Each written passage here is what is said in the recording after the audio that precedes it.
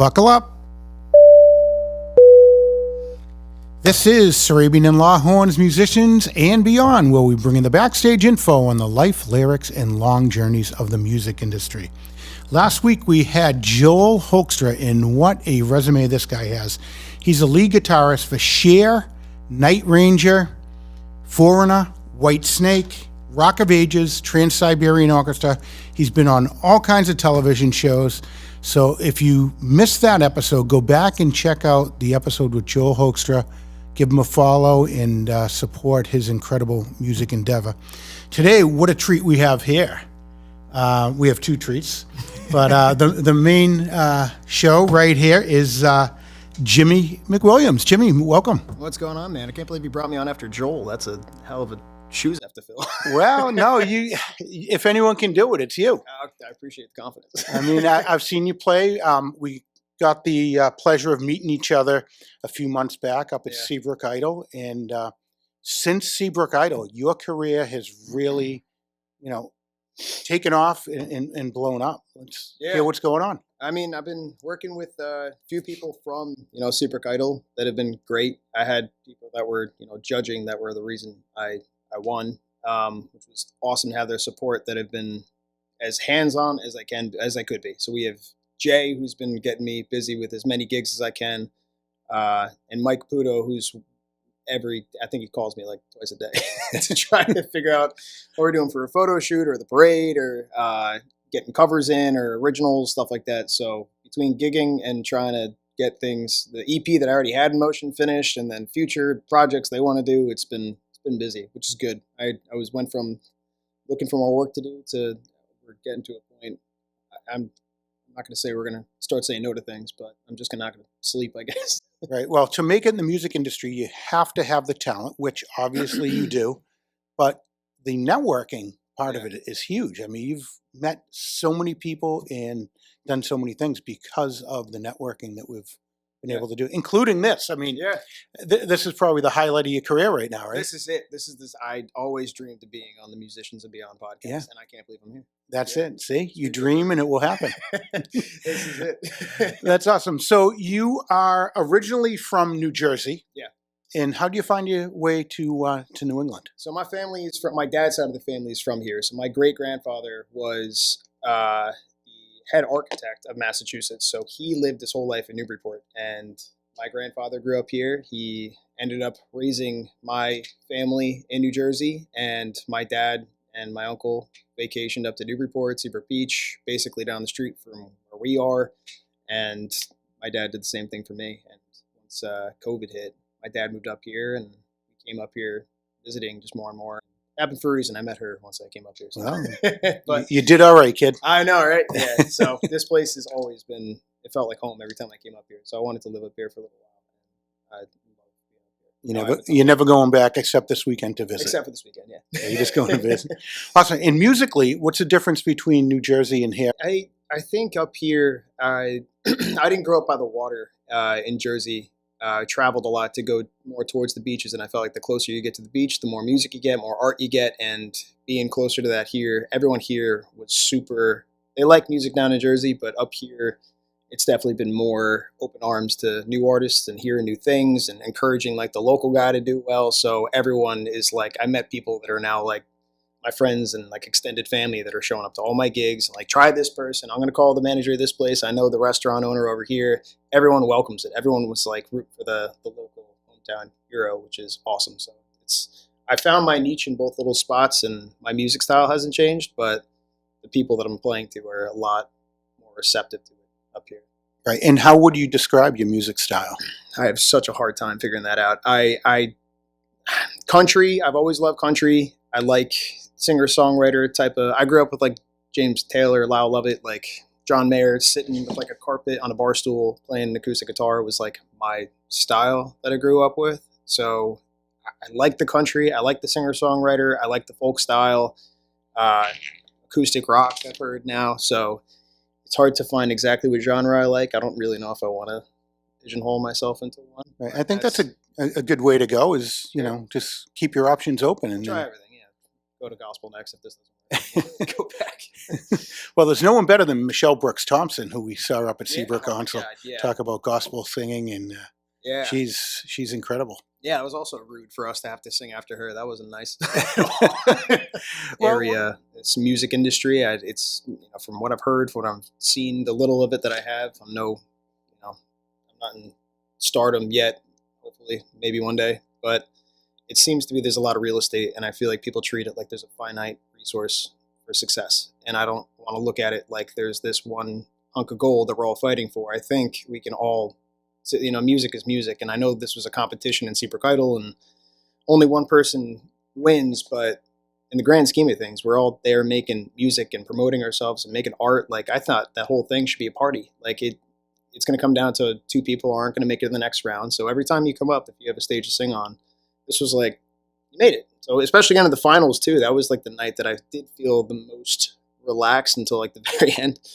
But it was like, you see young kids like Gavin Morengi's up there. He's freaking 16 years old. And it's awesome to see local kids like that are like, hey, he's going to freaking kill it. He's going to go down to Nashville and have a killer career. And I hope that one day we can do open up for, who knows, like a venue in like MSG or something together. Like, that's the dream. It's not chopping knees out. It's not that kind of, I don't know. We're all winning. You're making music, you're making art, like everyone's enjoying it. It's how can you, I didn't see it as a point to be like, I'm going to chop people's knees out from under them. It seemed like, why not celebrate it? And everyone there is so freaking nice. It's how, I don't understand you could be mean to anyone there. Chris Gendron was like, he's like my brother in that competition. So like nice, and that country town kind of feel, like everyone there was so welcoming. It was like, it didn't feel like a competition. Everyone just went up and sang, and it was like, are you on the schedule next week or not? And that was it seemed like the most comfortable. It's the only way I know how to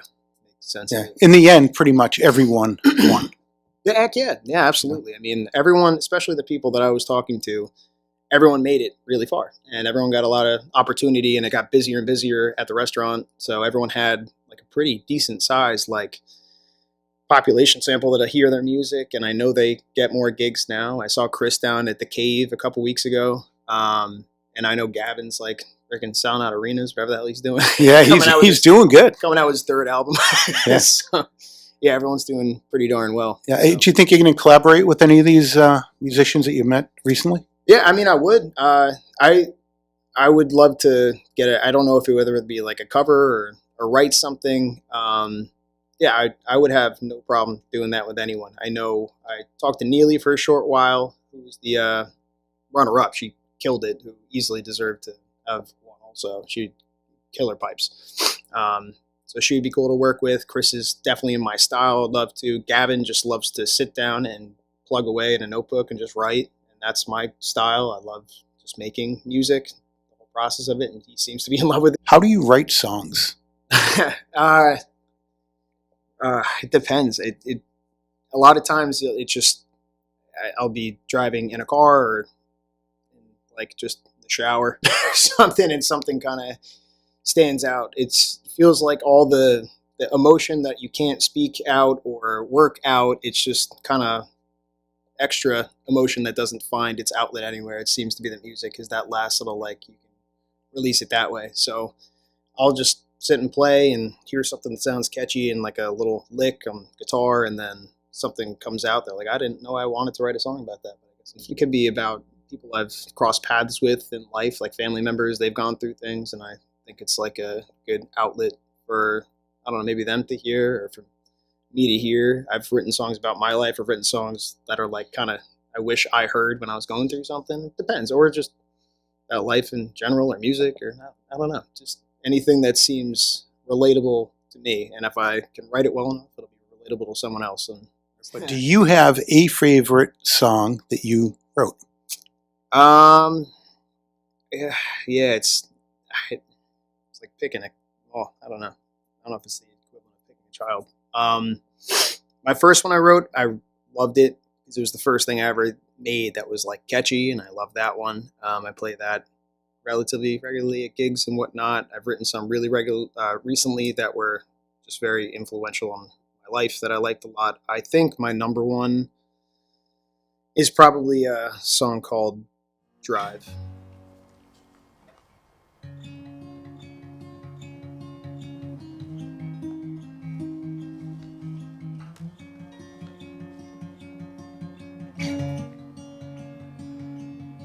Took me back to the night when we first met, and cherry lips and a smile and that silhouette. Not a painting could have outshined you that day. I would sit in a corner, watch us begin, watch the room fade away while we drank gin. I would tell them both that I know they'd be okay. I'd drive through hell and back, I'd drive so I could ease your pretty mind. 'Cause I see this road ain't always easy. We'll have nights where it's cold and we'll be both up on the floor. What shakes us, I promise you won't break us. 'Cause in this life you come the cooling weather and the storm. So I know I take that right. So do you want me to try?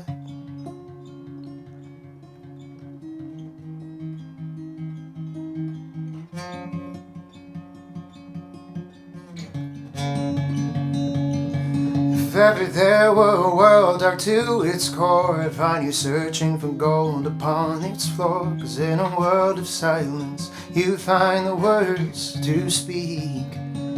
One night is all that I would need.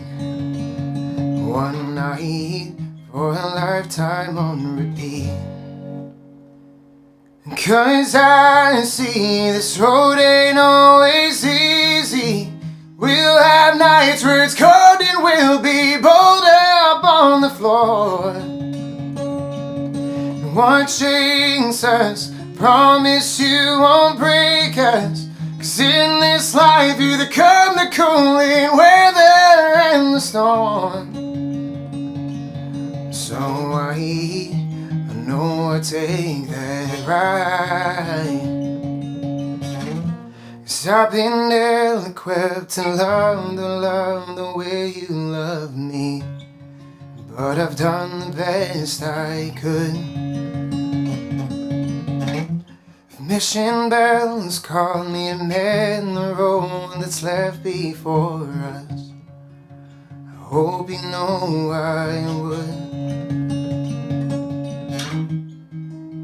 Hope you know I could. 'Cause I see this road ain't always easy. We'll have nights where it's cold and we'll be both up on the floor. What shakes us, promise you won't break us. We'll have nights where it's cold and we'll be both up on the floor. So I know I take that right. So do you want me to try?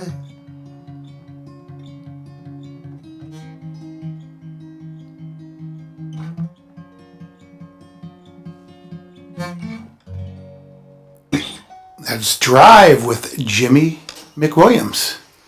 Fantastic, dude. Thanks, man. How do you come up with that?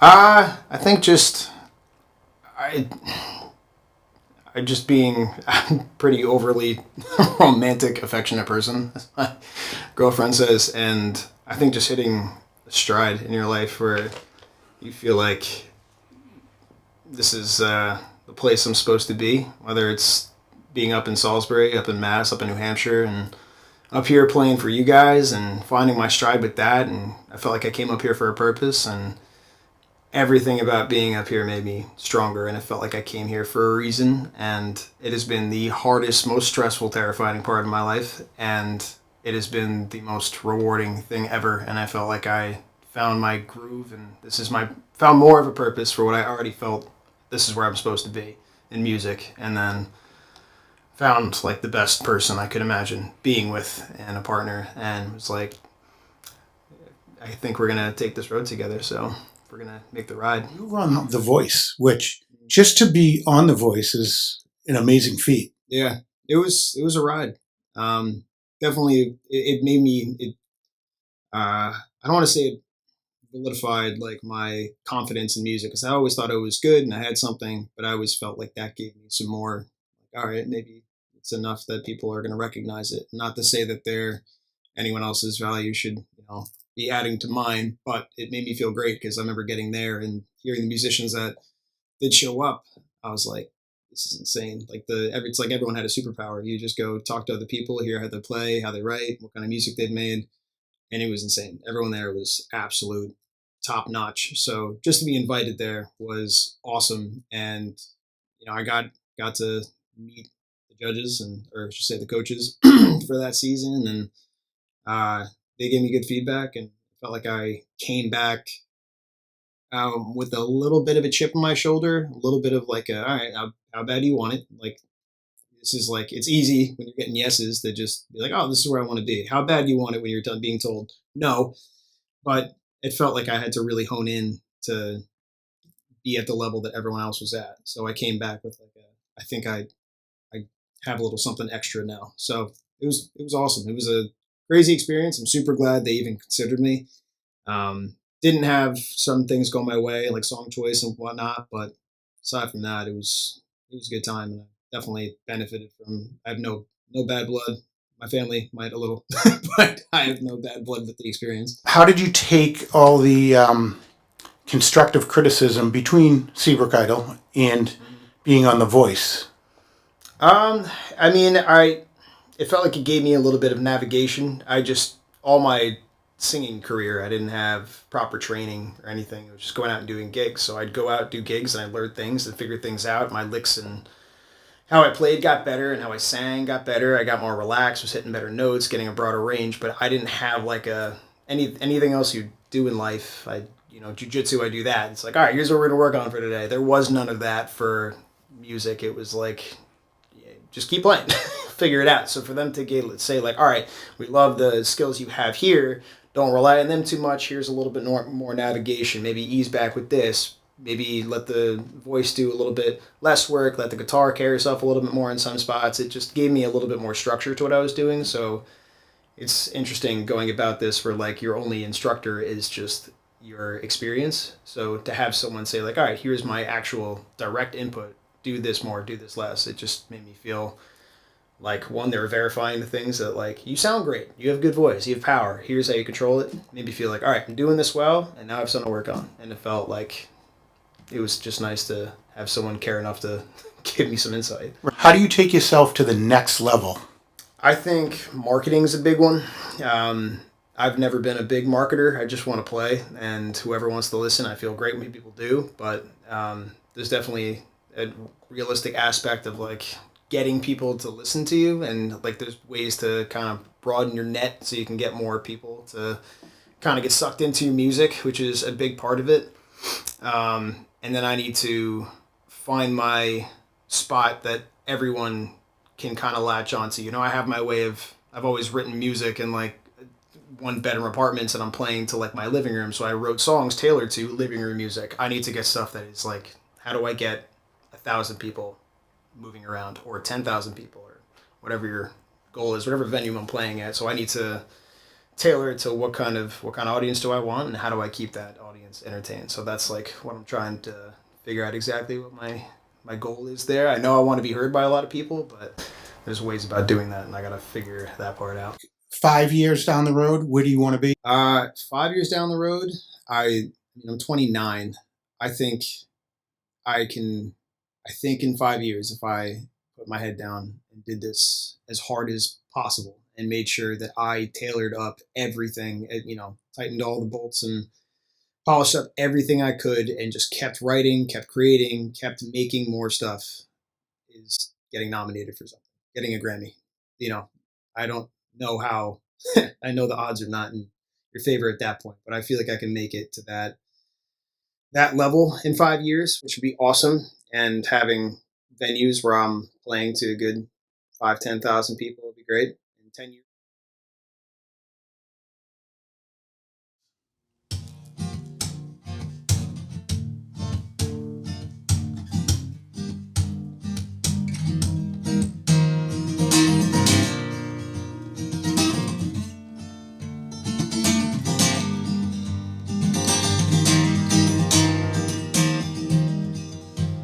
I've taken drinking as a hobby, sleeping in late. Coffee and ketamine swim in my veins. I hear tomorrow's got an answer. I don't have it hidden me to wait. I heard the dogs are out to get me, and I better for the line. The suit's down on 42, taking me alive. 'Cause I know no dollar in my pocket will ever make its way to the pearly gates. So I got a feeling deep in my soul, life on a tightrope that's guiding me home.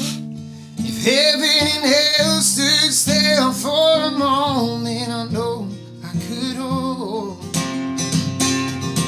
onto heartstrings of paper while we lay in our bed, woven in stitches in your old cardigan. I'll keep my hope in sweater weather for the days that the beaches get cold. And that tattered old blanket and the fabrics of time, bruises and broken bones kept me alive. Every slip and I love, where did you go that it took us a sign?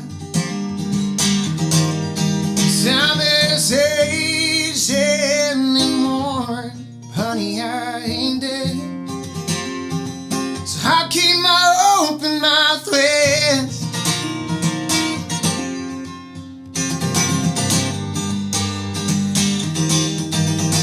I got my roots in Jersey pavement, therapists that come and go. Friends ask me where I'm headed, I said, hell if I know. I gotta keep up with the times. If I can, I'll take my sorry ass home.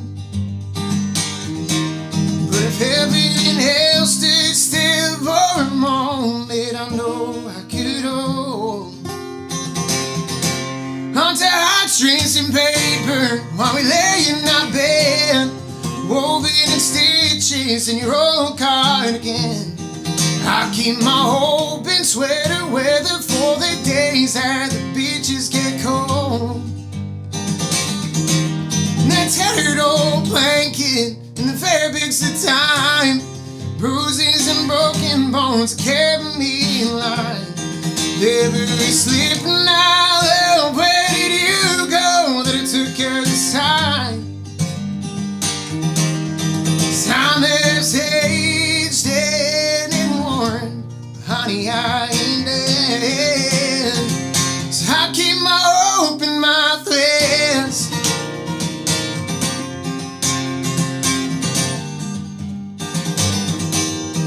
Could be a fool or a dreamer, a believer trying to find his soul. But if heaven and hell stood still for a moment, I know I could hold onto heartstrings of paper while we lay in our bed, woven in stitches in your old cardigan. I'll keep my hope in sweater weather for the days that the beaches get cold. And that tattered old blanket and the fabrics of time, bruises and broken bones carry me alive. Every slip and I love, where did you go that it took as a sign? Time has aged and worn, honey, I ain't dead. As long as my heart has a rhythm, I'll remember those words that you said, that I should hold on to my threads.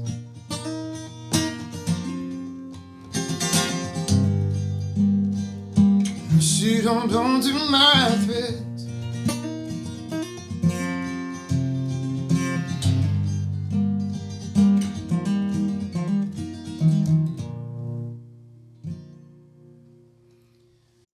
That was Jimmy MacWilliams, and we are Musicians and Beyond. Please go to all your social medias, give Musicians and Beyond a follow. Find out where Jimmy's going to be. Jimmy, how do people find you? Just my name, Jimmy MacWilliams. I have Instagram, TikTok, website. Website is probably the most accurate as far as dates. I put all my gigs on there, or at least someone does. And Instagram, I put a bunch of my originals or what's going on and stuff like that. So either Instagram or website, most accurate for finding out where I'm playing. Awesome. JimmyMacWilliams.com. Have you gotten any good advice on being a musician, and what was it and who was it from? I mean, I've had all my family tell me to, trust your gut and find your passion, and love what you do. You're not going to work a day, but I feel like the losing my mind aspect of it seemed to be the most comforting. Like, it feels like this is for something. Like, I always felt kind of crazy to go against the grain, and I have friends that work in finance and have their 9-to-5s and make a lot of money and do their computer work and go about their day, and they have great lives. And I felt like a psychopath that was like, I'm going to chase my rock star dreams. At 19, it seemed acceptable. Now I'm 29 and I'm still doing it, but it gave me comfort to know that, like, if you don't have that plan B, that's when real things start to happen. You can't have that safety net sometimes, and it's nice to have and it's comforting, but at some point you're going to have to let go and put everything into what you have to do, and it's terrifying. And there's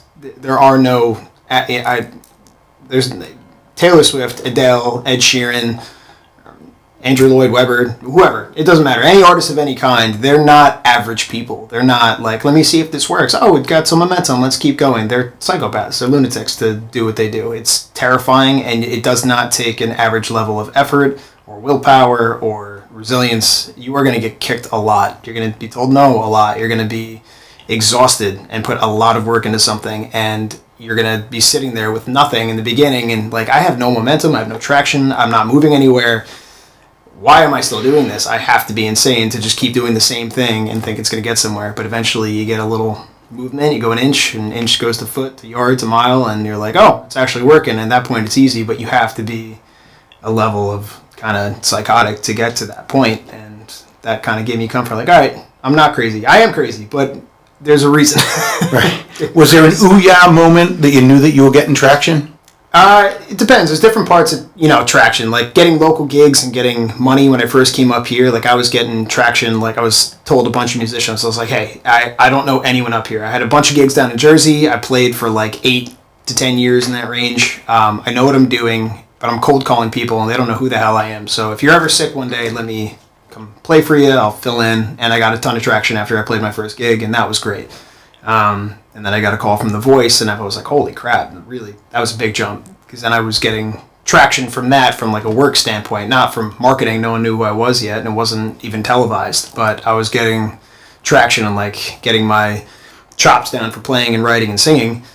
And then coming back here, going to Seabrook Idol, local competition that I didn't honestly think too much of, that was so beneficial to how I play, especially if I have shorter gigs, and then how I prepare for sets before I go out there, and the marketing I got from that, and how to market better to get more gigs and get more future jobs lined up. It's just different traction. So it's hard to tell. I don't think there was any like crazy honestly, I think the biggest groundbreaking moment for my musical career was getting back from The Voice, getting told no. I felt like my world crumbled for like a million different reasons, and that was my like, how bad do you want this? How bad do you want to figure everything out? And it was like, all right, everything's shattered on the floor. Let's get to it and just lay one brick at a time. And it felt like that was my true test of like how freaking bad. I'd say that a lot, but that's like all that went in my mind was like, how bad do you want this? It's easy to quit right now. Everyone's going to be like, you had a great run. You made it to The Voice. How can you be upset with that? And I wasn't upset with the experience, but I was like, I got more than me than that. And I felt like that was the moment that I was like, I want this so freaking bad. You have to fail a certain amount of times. You have to not get picked up for certain gigs. You have to be told that we're overbooked and we can't get you to come play this month. You need that. It's going to happen. And the people that are like, oh, I couldn't get there because my bum knee, or like I didn't had the style of what they wanted. They were looking for something that, like, there's going to be a million reasons to say no. It's how freaking bad do you want it? Go lose your mind. You have to figure out a way to muscle through it, and it gets so freaking hard, and I have plenty of times where I was ready to quit. I didn't. Career highlights. As of right now, what has been your biggest career highlight? Career highlight. I mean, getting selected to The Voice was definitely a big one on paper. But as far as on paper achievements, it was definitely getting to the show. That was a big one. But career highlight, like favorite parts of my value attributed to it was, I remember playing at a local bar called Plum Island Grill, which no longer exists anymore, sadly. But I remember it was the first time I ever brought my dad up and played. I was like, Dad, we just played. He's a very meticulous over planner who just needs to be perfect with, he's 20 times the musician I will ever be. But again, I'm a lunatic and I just go out and play and I make mistakes a lot. And I was like, I'll go for it. And I was like, no, we just played this the other day. So we played Pride and Joy at a gig. I was like, here, take the guitar, let's play. And we played. It's like a bunch of local guys that were like, place was packed and we were always filling that place up. So I was like, Dad, come up and play a song. So as far as career highlight goes, in terms of happiness, I was like, It's a special moment right there. I loved it. Yeah, that was a great time. And I'm sure it was very memorable for him as well. Yeah, he loved it. So now I gotta get him out to come play. I mean, if we do, that's one of the dreams. Is if I go out to like MSG or something like that, or playing at like amphitheater in Arizona, Wembley, just these gigantic stadiums. It's my dad. I'm like, you're playing piano, man. Get in there. That'd be cool. So one of my questions was going to be about, do you come from a musical family? Yeah. And that's obviously how you got into it. Yeah. So my dad played. I think he played trumpet first when he was like in high school, but he plays in guitar and piano incredibly well. Plays by ear. None of us I shouldn't say none of us in the family. Him and I don't know how to read a lick of music, but my uncle's in a band. He's a bass player, and my grandmother has been a piano teacher for over, I think it's got to be like 50 years now. She was the high school music teacher. She went to Harvard for music in Bryn Mawr. She's highly, highly educated, and our house, their house as a kid was always filled with music, and then our house was always filled with music. My dad always played to me like every night, playing James Taylor, and even on my other side of my family, my mom's side. My grandmother met my grandfather, and that side of the family is like heavy into the athletics and sports, which so is my dad's side of the family. But yeah, my mom's side, they met because he was a saxophone player in a band. And I didn't know that till I was like 20. So we have music on both sides to a certain extent, and I don't know life without music. Yeah, it's pretty cool. And you know what else must be pretty cool is to look out into the crowd when you're playing. Yeah. And think, these people are paying their hard-earned money to see me. Yeah. I mean, that's pretty damn cool when they're singing along to your songs and stuff like that. It's crazy. Bruce Springsteen always said it's a magic act. You got to go up there and create something out of nothing, and it's so freaking hard to do, and it will not work a lot. But once you get the flow of it and it starts working, you see people like showing up and taking time out of their day to come see you sing, or they're like dancing at the place like it's a dead quiet room, and you can take that dead quiet room and me just slapping the crap out of this guitar. Right. People start dancing. It's like the oddest. It's so odd. Like you think there's got to be music somewhere playing somewhere else. There's no way they're listening to me. But yeah, it's commanding the room. I mean, you did that very well up at the Idol. Either you had everyone involved, or you had the room completely hushed, which is also a huge compliment. Yeah, it was great. I want to say I prepared really hard for that, but I just went by feel. I was like, I think this is the one to do. And everyone was awesome. It was great to have everyone be as compelled as they were during the whole competition. It felt like everyone in the audience and the judges too it felt like they felt it as much as I did. And that's the best. When you feel it and you see other people, they're like closing their eyes and they get a gist of it. It just feels like magic. So it was awesome. I'm glad I was able to do that. Yeah, fantastic. What a great opportunity. Yeah, it was awesome. So we're going to close out the show soon. And is there a song that you play that we're going to have you play, that a cover song that really gets the crowd going, one of your favorites to play to the crowds? Depends on the day. I'd say my favorite to play is Tennessee Whiskey. I've always been a Stapleton guy. And that one's usually like a quick. There's some songs like the first note you sing that's like people are like, oh, I love that song. That one's mine. So.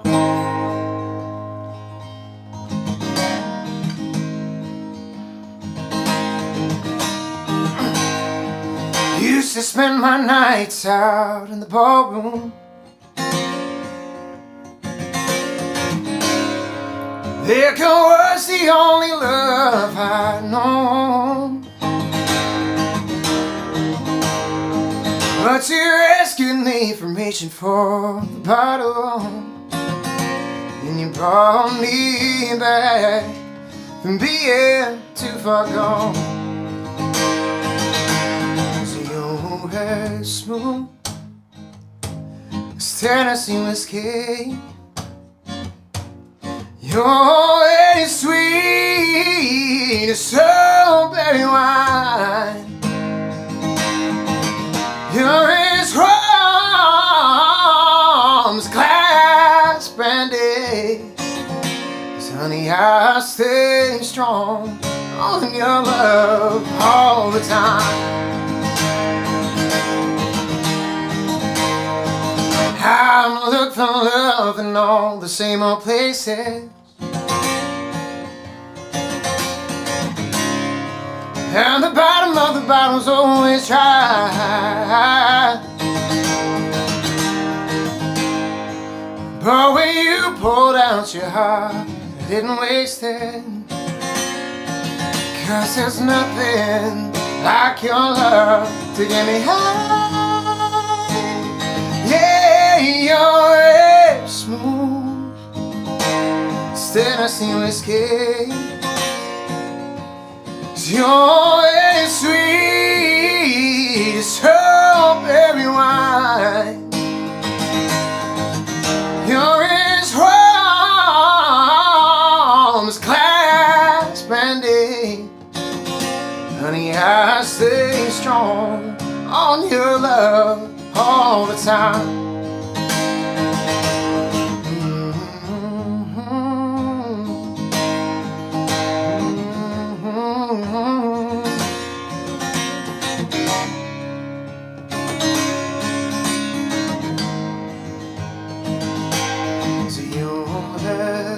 Smooth Tennessee whiskey.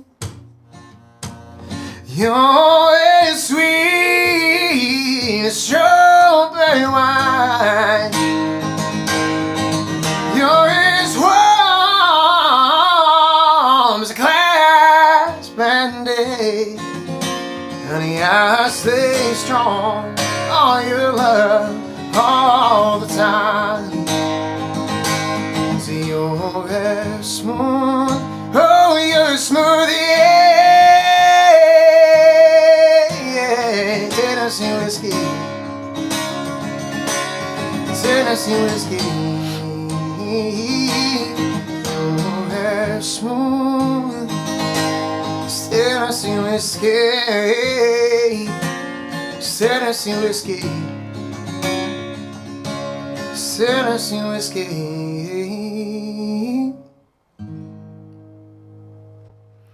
All right, musicians and beyond with Jimmy MacWilliams. Make sure you go to www.jimmymacwilliams.com. Find out where he's going to be playing. You can even book him if you're having a wedding, a divorce party. I saw that in your thing. Anything. Any kind of gig that you need him. Check him out. He's the real deal. And we like to think that people come in as acquaintances and leave as friends. So we want to thank you guys, both of you. Thanks for coming in and being our friend. Thank you so much, man. I appreciate you giving me the opportunity to come out here. And you guys gave me so much support throughout the whole process of the competition. So thank you, man. It's our pleasure, and we're looking forward to seeing what's going on in the future, bro. Sounds great, man. Thank you.